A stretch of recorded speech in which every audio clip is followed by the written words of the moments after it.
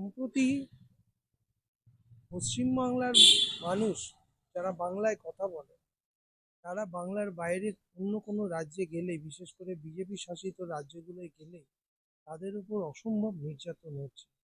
দেখা যাচ্ছে তাদেরকে ইনকোয়ারির নাম করে তাদেরকে রাতের অন্ধকারে থানায় তুলে নিয়ে যাওয়া হচ্ছে, ব্যাপক মারধর করা হচ্ছে, তারপরে তাদেরকে ছেড়ে দেওয়া হচ্ছে। সবচেয়ে বড় কথা, এমন কিছু ঘটনা ঘটেছে যেখানে একজন মানুষের 1941 সালের দলিল থাকা সত্ত্বেও তার ছেলেকে, আমির শেখ, তার ছেলেকে আজও পর্যন্ত খুঁজে পাওয়া যাচ্ছে না। তাকে মানে বেল অর্ডারে তাকে বাংলাদেশে ফেলে দেওয়া হয়েছে।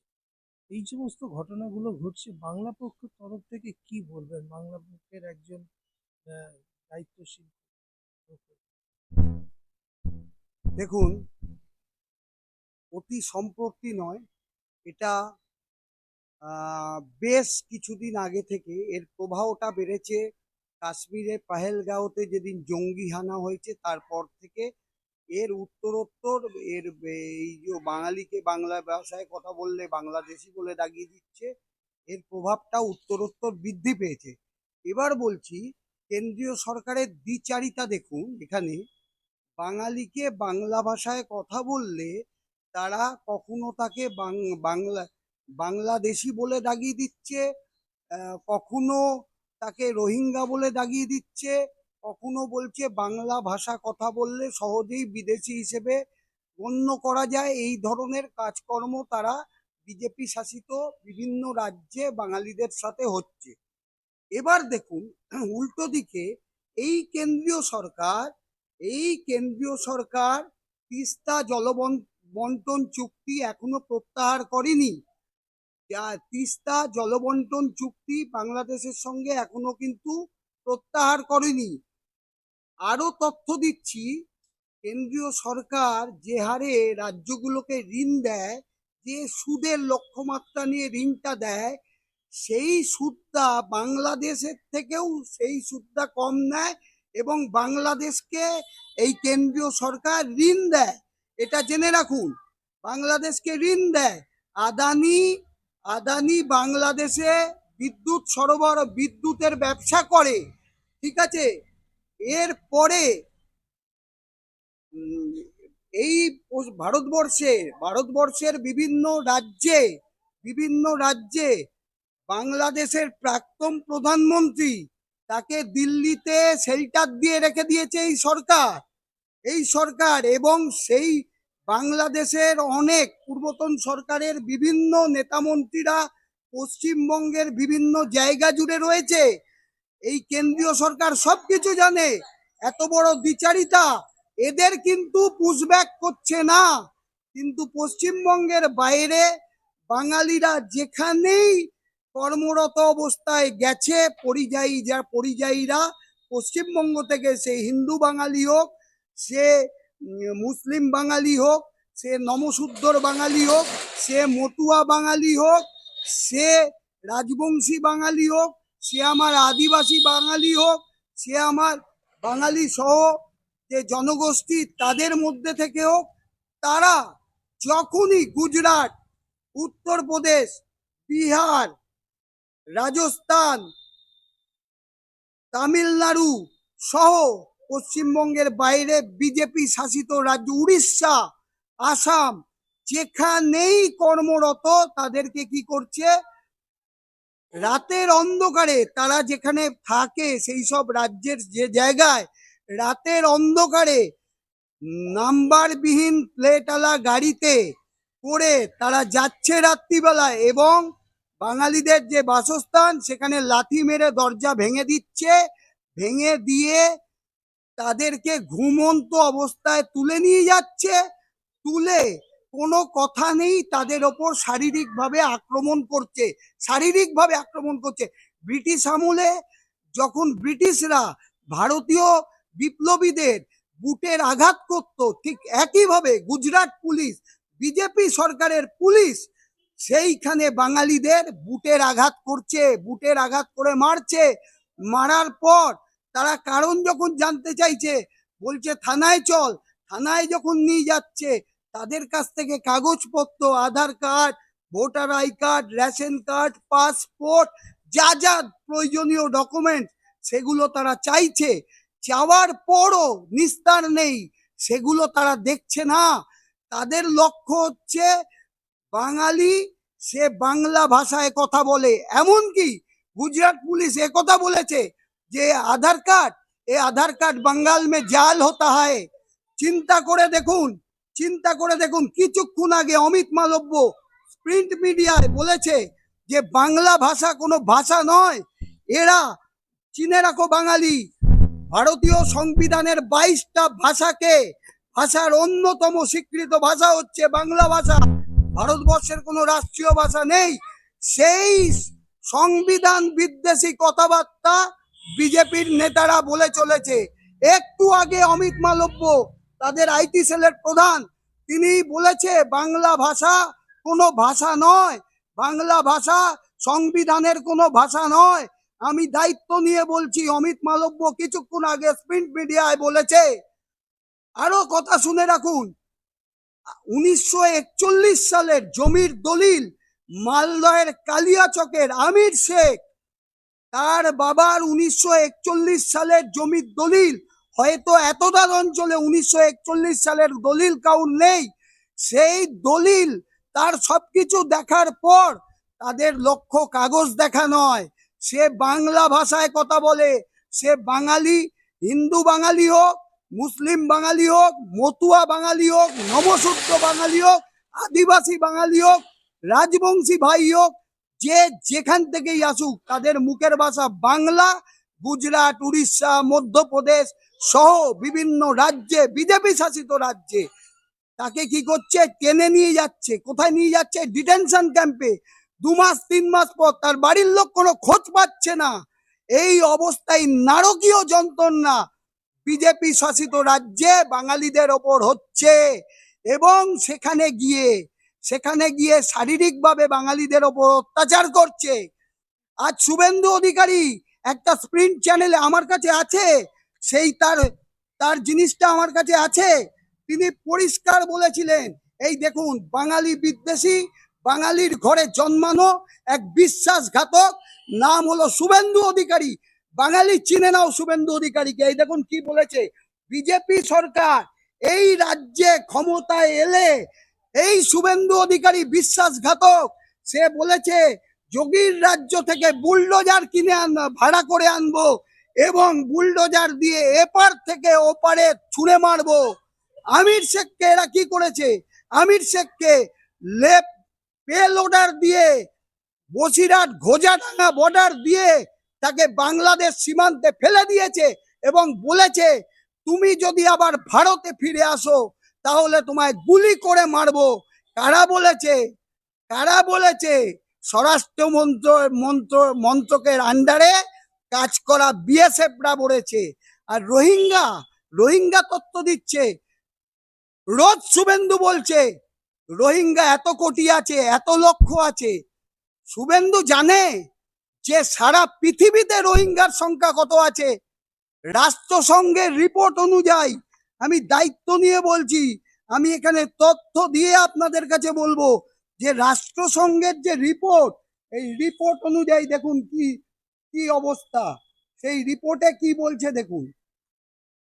আমি ভুল বলতে পারি, কিন্তু রিপোর্ট কি বলছে? ভারতবর্ষের স্বরাষ্ট্র মন্ত্রকের তথ্য অনুযায়ী পুরো 10 লক্ষ রোহিঙ্গা থাকে, তার মধ্যে 9 লক্ষই রোহিঙ্গা বাংলাদেশে, আর 1 লক্ষ রোহিঙ্গা কোথায় কোথায় আছে শুনবেন? উত্তরপ্রদেশ, জম্মু কাশ্মীর, তেলেঙ্গানায় বাস করে। আর এই বিজেপি সরকার দিল্লিতে রোহিঙ্গাদের জামাই আদর করে রেখেছে। রোহিঙ্গারা শরণার্থী, জামাই আদর করে তাদেরকে সুন্দর ফ্ল্যাট বানিয়ে রেখে দিয়েছে। আর এই বিশ্বাসঘাতক শুভেন্দু বারবার বাঙালিকে বলছে রোহিঙ্গা, কখনো বাঙালিকে বাংলাদেশি, বাংলা ভাষায় কথা বলার জন্য। আরে শুভেন্দু, তুই যে ভাষায় কথা বলিস সেই ভাষাটা কি বাংলা ভাষার বাইরে? আমি সুকান্ত মজুমদারকে বলছি, তুমি যে ভাষায় কথা বলো, পশ্চিমবঙ্গে রাজনীতি করো, সেই ভাষাটা কি বাংলা ভাষার বাইরে? আমি দিলীপ ঘোষকেও একই কথা বলছি, আপনি যে ভাষায় কথা বলেন সেই ভাষাটা কি রোহিঙ্গাদের ভাষা? রোহিঙ্গাদের ভাষা? আমি এটা জানতে চাইছি। বিজেপি করা পশ্চিম বাংলায় যে কটা বাঙালি বিশ্বাসঘাতক নেতা আছে তাদের কাছে জানতে চাইছি যে তোমরা যে ভাষায় কথা বলো সে ভাষাটা কি রোহিঙ্গাদের ভাষা? তাহলে তুমিও রোহিঙ্গা, তুমিও রোহিঙ্গা। আজকে পশ্চিমবঙ্গের বাঙালি, পশ্চিমবঙ্গের বাইরে অন্য রাজ্যে বাস করা বা কাজকর্ম করতে যাওয়া বাঙালিরা বাংলা ভাষায় কথা বললে তাদের বাংলাদেশি দাগিয়ে দিচ্ছ। তাহলে তাহলে আমরা বলতে পারি হিন্দি আর উর্দু ভাষায় কথা বললে তারা কোন রাষ্ট্রের লোক হয়? আমরা বলি না, কারণ আমরা ভারতবর্ষের আইন সংবিধানকে মেনে চলি, ভারতবর্ষের আইন সংবিধানকে মান্যতা দিয়ে চলি। এই পশ্চিমবঙ্গে রাজনীতি করছে, অথচ পশ্চিমবঙ্গের মাটিতে দাঁড়িয়ে তারা বাংলা ভাষাকে বলছে বিদেশি ভাষা। বাংলা ভাষায় কথা বললে নাকি তাদের রোহিঙ্গা বলে দাগিয়ে দিচ্ছে। আমির শেখ 1941 সালে তার জমির দলিল, আজকে দেখুন, আমি তথ্য ছাড়া একটা কথা বলি না। দেখুন এনআরসির নোটিশ কাদের দেওয়া হয়েছে? উত্তম ব্রজবাসী, অঞ্জলি, নিশিকান্তদের। কোথা থেকে এনআরসি তাদের এসেছে? শুনুন, আসাম সরকার পাঠিয়েছে এনআরসি। আর এই আসামের মুখ্যমন্ত্রী, আমি পশ্চিমবঙ্গে রাজনীতি করাই বিশ্বাসঘাতক সুকান্ত মজুমদার, বিশ্বাসঘাতক দিলীপ ঘোষ, বিশ্বাসঘাতক শুভেন্দু অধিকারীকে একটা কথা বলি যে তোমাদেরই রাজনৈতিক দলের একজন মুখ্যমন্ত্রী, আসামের মুখ্যমন্ত্রী, তিনি কি বলেছে? পরিষ্কার বলেছে, এটা কিন্তু আমার মুখের কথা নয়, এটা কিন্তু আমি তথ্য দিয়ে বলছি আপনাদের। দেখুন কি বলেছে আসামের মুখ্যমন্ত্রী বলেছেন যে বাংলা ভাষা মানেই, বাংলা মাতৃভাষা মানেই বিদেশি। তাহলে তোমার রাজনৈতিক দল বাঙালি বিদ্বেষী এই বিজেপি দলে একজন অন্য রাজ্যের মুখ্যমন্ত্রী তিনি বলেছে যে বাংলা মাতৃভাষা মানেই বিদেশি। আরেকবার কি বলেছে? মাতৃভাষা বাংলা লিখলে বিদেশি খোঁজা সহজ হবে। এই মন্তব্য কিন্তু আমার নয়, এটা আসামের মুখ্যমন্ত্রী বলেছে। পশ্চিমবঙ্গের বুকে রাজনীতি করছো, পশ্চিমবঙ্গের মুখে রাজনীতি করছো, তাহলে এই কথার জবাব কে দেবে? তার মানে শুভেন্দু অধিকারী বিদেশি, সুকান্ত মজুমদাররা বিদেশি, দিলীপ ঘোষ বিজেপি বিদেশি। তাহলে মানতে হবে শুভেন্দু অধিকারী রোহিঙ্গা, দিলীপ ঘোষ রোহিঙ্গা, সুকান্ত মজুমদাররা রোহিঙ্গা। যদি বাংলা ভাষায় কথা বললে তাদের যদি তোমরা পে লোডারের সাহায্যে অন্য রাষ্ট্রে ফেলে দাও, তাদেরকে বিভিন্ন রাজ্যে ডিটেনশন ক্যাম্পে ভরে দাও বাংলাদেশি বলে, তাহলে তোমরা কি? তোমরাই বলো। গত কয়েকদিন আগে বঙ্গভবনে একটা দিল্লি পুলিশের নোটিশ আছে, সেখানে বাংলা ভাষাকে বাংলাদেশি ভাষা বলেছে। তারা বলেছে যে 5-6 জন ধরা পড়েছে, তাদের নাকি ভাষা বুঝতে পারছে না। তারা মধ্যস্থকারী একজনকে চাইছে যে তারা কি ভাষায় কথা বলছে। তাহলে বঙ্গভবনে, দিল্লির বঙ্গভবনে যারা যাবে তারা কি বাংলাদেশি মনে করছে? হ্যাঁ, যারা একদিন দেশ স্বাধীনতায় যাদের বলিদান, আত্মবলিদান ভারতবর্ষকে স্বাধীনতা লাভ করতে সাহায্য করেছিল, যাদের রক্তে ভারতবর্ষ স্বাধীন হয়েছিল, আজ তারাই বিদেশি, তারাই বাংলাদেশি, তারাই রোহিঙ্গা। আর যারা মুচলেখা দিয়ে ব্রিটিশ সাম্রাজ্যবাদের দালালি করেছিল তারা হলো বিপ্লবী, তারা হলো ভারতকে স্বাধীন করেছে। এটা মানতে হবে। যেদিন ভারতবর্ষের স্বাধীনতা যুদ্ধ হয়েছিল ব্রিটিশদের বিরুদ্ধে, বিনা পারিশ্রমিকে গাদা বন্দুক নিয়ে, অস্ত্র নিয়ে ব্রিটিশদের বিরুদ্ধে লড়াই করেছিল এই বাঙালিরা। আন্দামান নিকোবর দ্বীপপুঞ্জে সেলুলার জেলে চলে যান, সেখানে দেখবেন সব বাঙালি বিপ্লবীরা যারা নিজের জীবনকে আত্মবলিদান করেছিল ভারতবর্ষের স্বাধীনতার জন্য। সেই দিন সেই মানুষগুলোর কোথাও ছিল বাংলা। সেই দিন কিন্তু বাঙালিকে কোথাও বাংলাদেশি, কখনো রোহিঙ্গা, কখনো বিদেশি বলে দাগিয়ে দেওয়া হয়নি। কিন্তু আজ এদের খুব দরকার হয়ে পড়েছে যে বাঙালিকে বাংলা ভাষায় কথা বললে তাদের রোহিঙ্গা, বিদেশি, বাংলাদেশি বলে দাগিয়ে দাও। তাই পশ্চিমবঙ্গে আপামর বাঙালি সহ সকল ভূমিপুত্রদের একটা কথাই বলবো, এই ধ্বংসাত্মক বাঙালি বিদ্বেষী, ধ্বংসাত্মক বাঙালি বিদ্বেষী, ডবল বার করে বললাম, এই ভারতীয় জনতা পার্টিকে প্রত্যাখ্যান করুন। মনে রাখবেন, আজকে যারা আমার বাঙালি ভাই বোনেরা বিজেপির সমর্থক হয়ে আছেন, তাদের প্রতি আমাদের কোনো বিরোধিতা নেই। শুধু একটা কথা বললাম, ববিতা পাল হবেন না, ববিতা পাল হবেন না, উত্তম বোঝবাসী হবেন না। ববিতা পালের ঘটনা শুনবেন, যেদিন আসামে বিজেপি ক্ষমতায় আসতে পারিনি, আসামে বিজেপি ক্ষমতায় আসবো বলে লড়াই করছে এই ববিতা পাল আসামে বিজেপির জন্য প্রত্যেকটা ঘরে ঘরে গিয়ে তারা এনআরসির জন্য আবেদন করেছিল। এই ববিতা পাল বলেছিল এনআরসি হলে ভালো হবে। বিশ্বাস করুন, যেদিন আসামে বিজেপি সরকার ক্ষমতায় এলো, ববিতা পাল প্রথম ডিটেনশন ক্যাম্পে যায়, সেই তালিকায় প্রথম নাম ওই ববিতা পালে। তাই পশ্চিমবঙ্গে যে সকল বাঙালি সহ সকল ভূমিপুত্ররা রয়েছে, তারা পরবর্তী প্রজন্মকে ধ্বংস করো না। কারণ তুমি তোমার পরবর্তী প্রজন্মের কাছে তুমি প্রশ্নবাদক চিহ্ন হয়ে দাঁড়াবে। তোমার ছেলে মেয়ে তোমায় বলবে যে বাবা, মা, তোমরা কেন আমাদেরকে ধ্বংস করেছো, ধ্বংস করেছো। আর আরো একটা কথা পশ্চিমবঙ্গ সরকারের প্রতি বলি, যে অন্যান্য রাজ্যে ভূমিপুত্র সংরক্ষণ ব্যবস্থা আছে, পশ্চিমবঙ্গে ভূমিপুত্র সংরক্ষণ ব্যবস্থা নেই। আজ 22 লাখ, সরকারি হিসেবে 22 লাখ, কিন্তু আমি 30 লাখের কথা বলছি। 30 লাখ বাঙালি সহ সকল ভূমিপুত্র পরিযায়ীরা পশ্চিমবঙ্গের বাইরে বিভিন্ন রাজ্যে কাজ করতে যাচ্ছে। বাইরে থেকে আমাদের রাজ্যে 2-3 কোটি আছে যারা পশ্চিমবঙ্গে বিভিন্ন লজিস্টিক হাব, বিভিন্ন ইন্ডাস্ট্রিয়াল পার্ক, বিভিন্ন শিল্পাঞ্চলে জুট মিলগুলোতে কাজকর্ম করছে। তাহলে আজকে 22 থেকে 25 লাখ লোক পশ্চিমবাংলার বাইরে পরিযায়ী হয়ে গেছে, তাদের কি পশ্চিমবঙ্গে কাজ করার জন্য জায়গা নেই? আসল পশ্চিমবঙ্গে কাজ আছে, ব্যবসা করার জায়গা আছে, বাঙালিদের পশ্চিমবঙ্গে কোনো ঠাঁই নেই।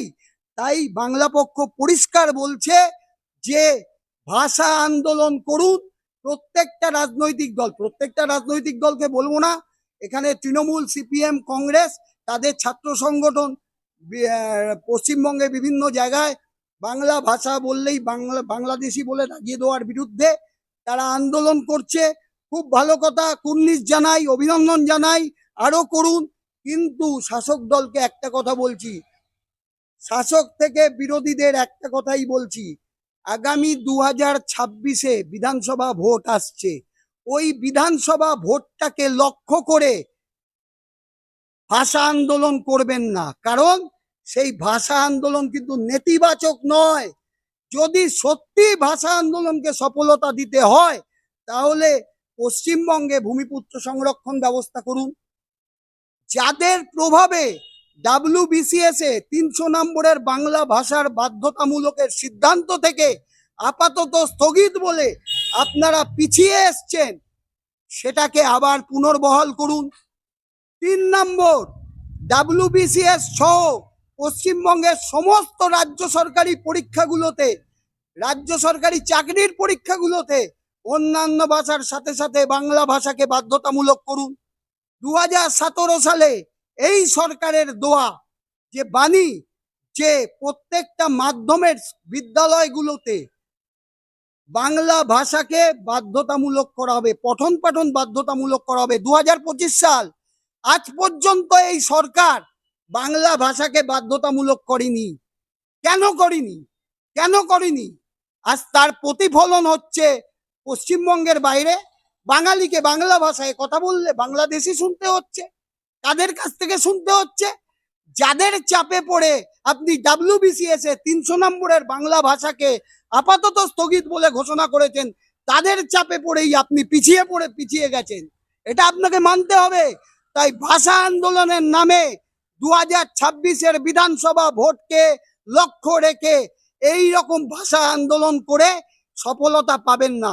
যদি সফলতা পেতেই হয় তাহলে এগুলোকে আগে করুন, তারপরে ভাষা আন্দোলন করুন। তাহলে ভাষা আন্দোলনে আপনি সফলতা পাবেন।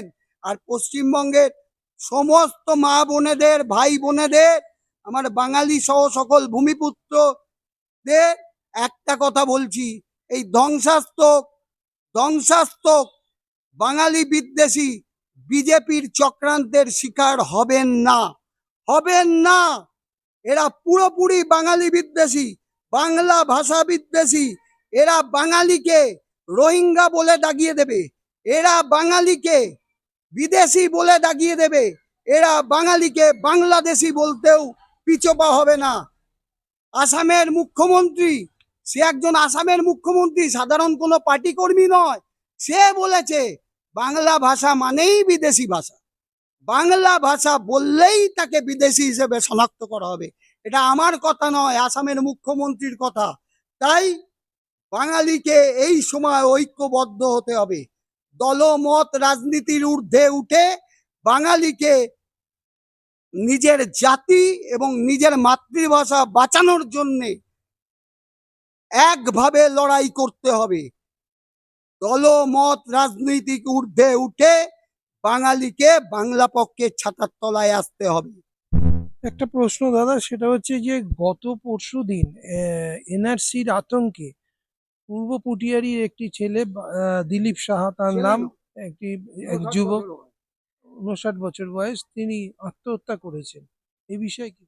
দেখুন, এই দিলীপ সাহা যিনি আত্মহত্যা করেছে এনআরসির ভয়ে, আমাদের প্রতিনিধি দল, বাংলা পক্ষের প্রতিনিধি দল আজকে ওই দিলীপ সাহার বাড়িতে গেছিলেন। ওখানে শোনা যাচ্ছে কোনোভাবে এই বাঙালি বিদ্বেষী রাজনৈতিক দলটা টোটো প্রচার বা অটো প্রচার কিছু একটা করেছিল, এবং তারপর থেকেই এই দিলীপ সাহা যিনি আত্মহত্যা করেছেন, তিনি খালি ভাবছিলেন যে এনআরসি হলে আমার ছেলের কি হবে, আমার ছেলের বউয়ের কি হবে, আমার ভাইয়ের কি হবে। এই চিন্তায় 59 বছরের একজন মানুষ আত্মহত্যা করলো। কারণ এই দিলীপ সাহার আত্মহত্যা করার আগেই উত্তম ব্রজবাসী, অঞ্জলি, এই দেখুন আমি এনআরসির কপি দেখাচ্ছি। এই যে আমি বললাম না যে আসাম থেকে এনআরসি পাঠানো হচ্ছে, এই দেখুন আমি দেখাচ্ছি। আমি তথ্য ছাড়া কোনো কথা বলি না। এই দেখুন অঞ্জলি শীল, দেখুন, এই দেখুন এনআরসির কপি, আসাম থেকে পাঠানো হয়েছে। উত্তম ব্রজবাসী, আরতি, অঞ্জলি শীল, আরো দু একজনকে এনআরসির পাঠানো হয়েছে। এনআরসির চিঠি এসছে, নোটিশ এসছে। আসাম থেকে পশ্চিমবঙ্গে এনআরসির নোটিশ পাঠানো হয়েছে। তাহলে 59 বছরের একটা মানুষ কি ভাববে আজকে সে আত্মহত্যা করেছে। আরেকজনের কথা বলছি। গত লোকসভা নির্বাচনে রানাঘাটের সাংসদ জগন্নাথ সরকারের গাড়ির ওপর একজন হনুমান বেশী একজন মানুষ, তিনি প্রচার করছিলেন, তিনি আলোড়ন ফেলে দিয়েছিলেন সারা বাংলায়, এবং প্রিন্ট মিডিয়ার সামনে তার একটা পরিচিতি হয়ে গেছিল। বিশ্বাস করুন, সেই মানুষটা আত্মহত্যা করেছে এনআরসির ভয়ে। তাহলে এইভাবে বিজেপি বারবার পশ্চিমবাংলার বুকে বাঙালি সহ সকল ভূমিপুত্রদের শেষ করতে চাইছে। বিজেপি বাঙালি জাতিটাকে শেষ করতে চাইছে। বিজেপি বাংলা ভাষাকে বিলুপ্ত করে দিতে চাইছে। মাথায় রাখবেন, আপনি যে রাজনৈতিক দল করেন, যে রাজনৈতিক দলের পার্টি অফিসে গিয়ে আপনি বসুন, তৃণমূলের পার্টি অফিসে বসুন, সিপিএম এর পার্টি অফিসে বসুন, কংগ্রেসের পার্টি অফিসে বসুন, বিজেপির পার্টি অফিসে বসুন, ওটা দেখার নয়। দিনের শেষে আপনি একজন বাঙালি, এটা মাথায় রাখতে হবে। তাই বাঙালি হিসেবে নিজের জাতিটাকে বাঁচান, জাতির মায়ের ভাষাটাকে বাঁচান। জাতি আর ভাষা একের অপরের পরিপূরক। ভাষাকে বাঁচাতে গেলে জাতি বাঁচাতে হবে, আর জাতিকে বাঁচাতে গেলে ভাষা বাঁচাতে হবে। এই দুটো যদি বাঁচে, তাহলে আপনার পায়ের তলার মাটি শক্তিশালী হবে। এই ধ্বংসাত্মক বিজেপি পশ্চিমবঙ্গের চারিদিকে এরা প্রোপাগান্ডা ছড়িয়ে বেড়াচ্ছে, প্রোপাগান্ডা ছড়িয়ে বেড়াচ্ছে। দেখালাম তো আপনাদের ছবিটা। শুভেন্দু অধিকারী কি বলেছে পশ্চিমবঙ্গে ক্ষমতায় আসলে? আবারও বলছি, শুভেন্দু অধিকারী বলেছেন তিনি পশ্চিমবঙ্গের বিরোধী দলনেতা, বাঙালির ঘরে জন্মানো একটা বিশ্বাসঘাতক মির্জাফর। তিনি বলেছেন পশ্চিমবঙ্গে বিজেপি ক্ষমতায় আসলে যোগীর রাজ্য থেকে বুলডোজার ভাড়া করে আনবে, ভাড়া করে এনে এপার থেকে ওপারে ফেলবে, যেটা এখন বিএসএফ করছে। বিএসএফ করছে। আপনার নামটা? আমার নাম অভিজিৎ দে, আমি দমদম বাংলা পক্ষ বিধানসভার সম্পাদক।